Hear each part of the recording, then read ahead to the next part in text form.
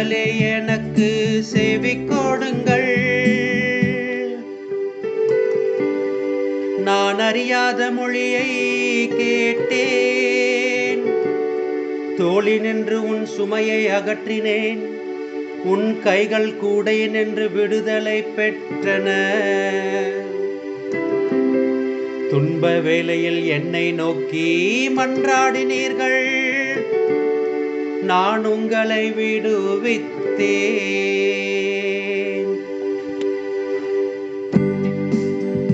உன் கடவுளாகிய ஆண்டவர் நானே. என் மக்களே எனக்கு செவி கொடுங்கள்.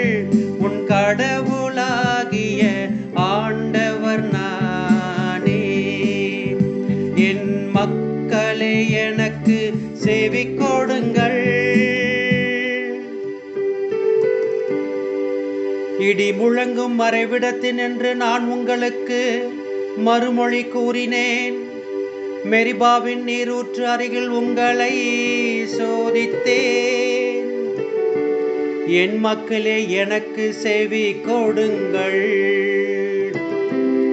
நான் உங்களுக்கு எச்சரிக்கை விடுக்கின்றேன். இஸ்ரவேலரே, நீங்கள் எனக்கு செவி சாய்த்தால் எவ்வளவு நலமாயிருக்கும்.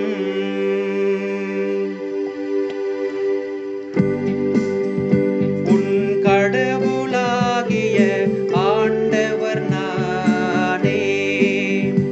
என் மக்களே எனக்கு செவி கொடுங்கள்.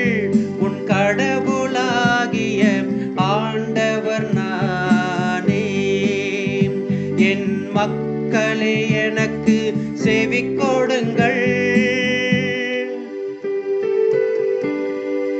உங்களிடையே வேற்று தெய்வம் இருத்தலாகாது. நீங்கள் அந்நிய தெய்வத்தை தொழலாகாது. உங்களை எகிப்து நாட்டினின்று அழைத்து வந்த கடவுளாகிய ஆண்டவர் நானே.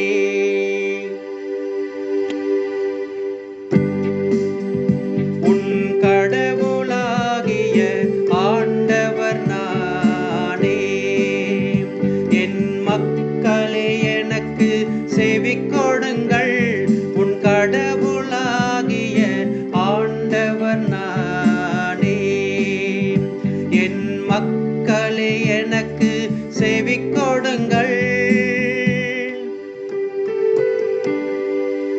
என் மக்கள் எனக்கு செவி சாய்த்திருந்தால், இஸ்ரவேலர் நான் காட்டிய வழியில் நடந்திருந்தால் எவ்வளவோ நலமாயிருந்திருக்கும். உங்களுக்கு நயமான கோதுமையை உணவாக கொடுப்பேன். உங்களுக்கு மலைத்தேனால் நிறைவளிப்பேன்.